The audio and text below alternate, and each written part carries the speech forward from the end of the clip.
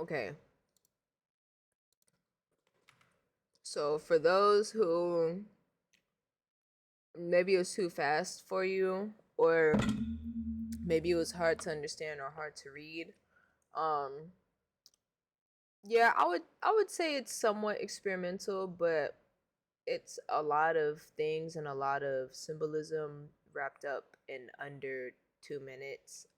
Just explaining and showing how like the gaze is the way the world looks at you, you know? And sometimes we get wrapped up in what attention looks like and feels like, and the things that we want to be a part of, or the things that we think that we want to be a part of, right?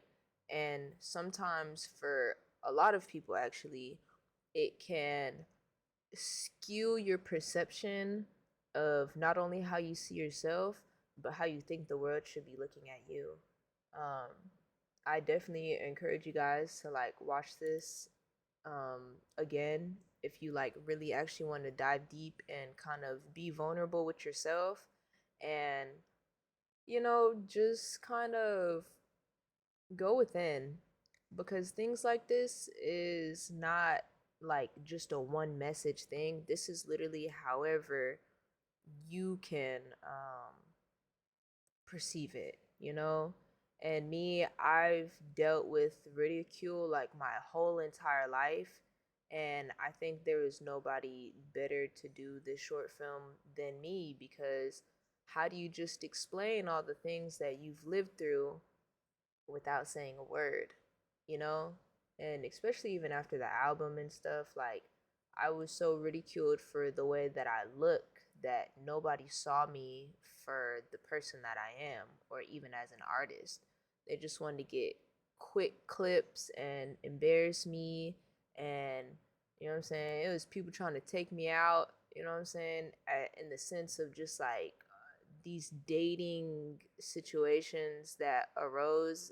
um, they just want to date me just so that they say that they can just say that they did date me, like not date me because they see me for like the beautiful being that I am, but more so for like power and to have power over me. And also just like with relationships, bosses, like all of these things in between, right? Power does not come from attention. You're supposed to uphold the attention in the sense of like you doing and being for yourself, and those things come along. You demand attention, you don't ask for it, right? You don't want attention to linger around you just because you think that's what you deserve, but because you are embodying who you really truly are, right?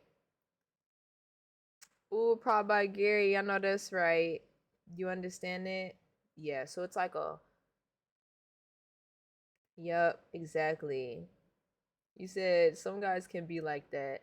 Yeah, and they just wanted to reach other people or even reach Drake, or it wasn't like a good situation for me, and I didn't take any interviews because those people were just going to try to clown me and make a joke of what I am and tell me everything that I'm not.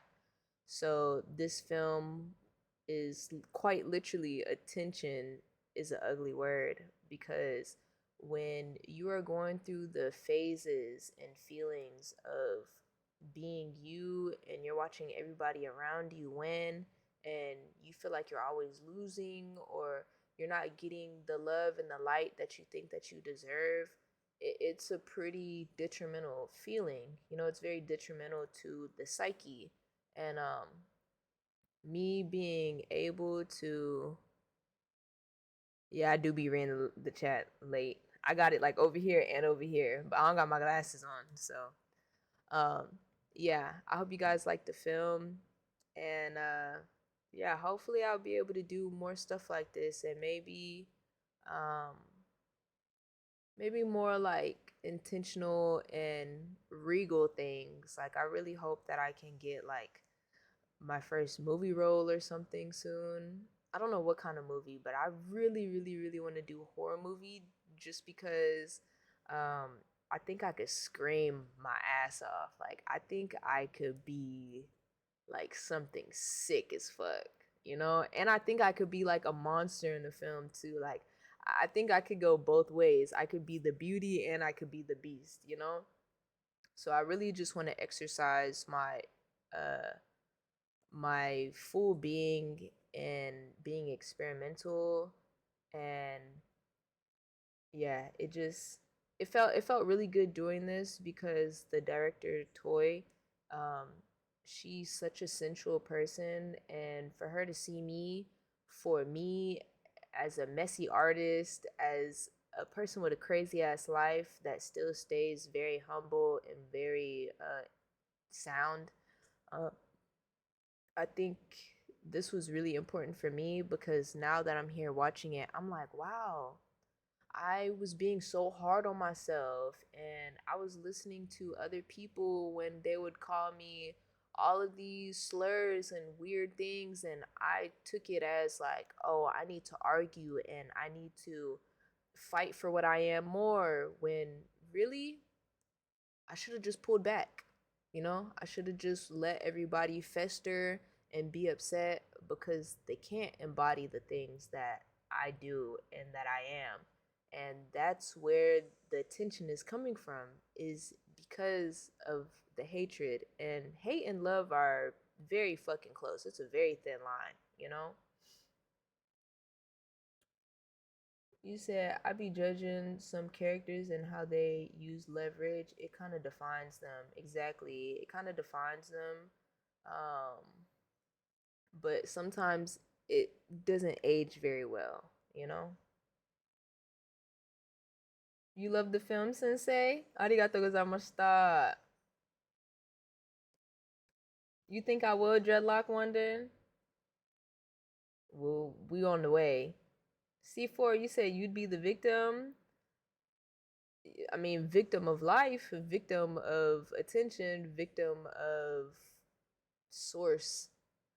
I think I think this probably looks and feels a little bit different for everybody. I feel like for me personally, just because I have gone through crazy amounts of attention since I was a child, like even when I was like 6 years old and I walked into Walmart for the first time, and it was so many white American people who were just like staring at me because they've never seen a mixed black Asian kid before, and they just want to touch my face, touch my hair. And like my dad is protecting me, like, no, like don't touch her, leave her alone, like back off. And we had like a crowd of people following us in Houston, and I'm only 6 years old.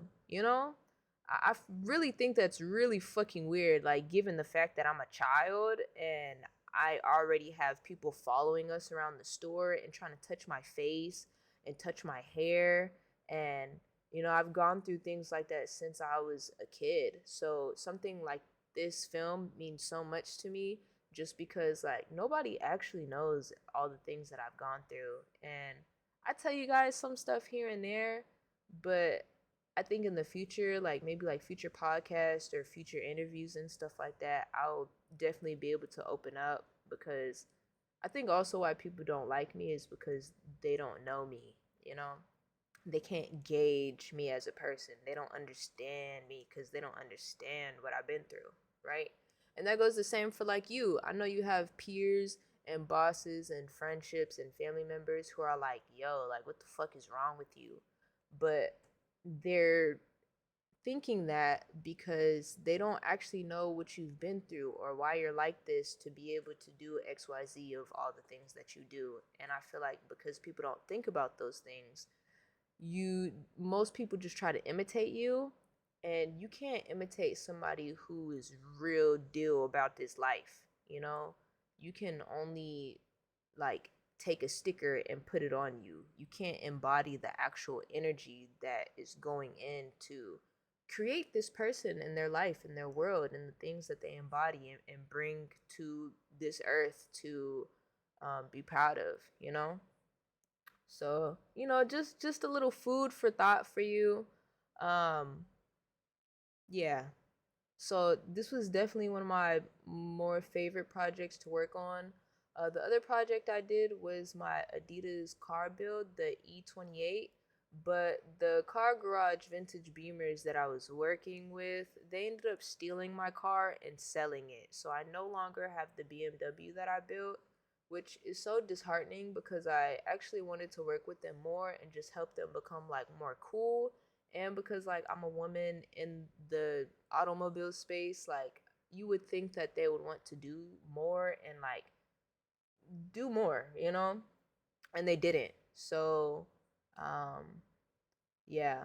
I don't know if I'm gonna be able to sue them, but hopefully, like, God blesses me with something way bigger and compensates me for them stealing my money, which was over $10,000.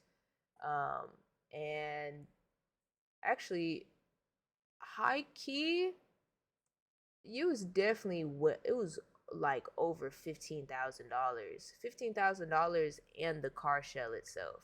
So, and that hit me pretty bad. You know, you guys, I'm not rich whatsoever, but I do my best to be a part of all the experimental things that I do and pitch in, getting sponsors, whatever. And yeah, these are just real life things that happen, and you just got to learn how to pivot and continue and stay strong, and God gonna bless you when he need to bless you. And if he don't bless you anytime soon, just know that that shit is being held on to for later on in your life, because I definitely got no compensation from that whatsoever. They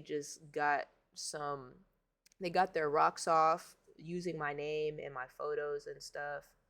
Um, and yeah, who that is? Okay, Grand Heist. No ads for you, baby.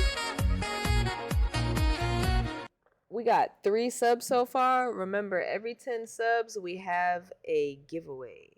Okay? But yeah, that's enough yapping for me. I didn't mean for it to turn into a goddamn TED Talk. Whoa, shit. Wow!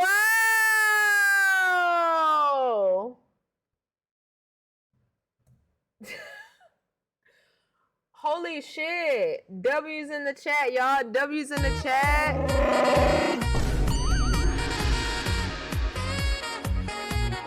Hey! Come through. Come through. Snow Cone, Vinny, Satori, Trayshawn, Water Number 9, African, D Infinite, Proud by Gary, D Sensational, Manny, Baby Boy, Ray. We got Self Eject, Uger Brewer, Todd No Wolf, Woo Woo Woo, C4, Wave Chappelle, Saucy, and Sharp Shoot. You better say thank you to Mr. Grant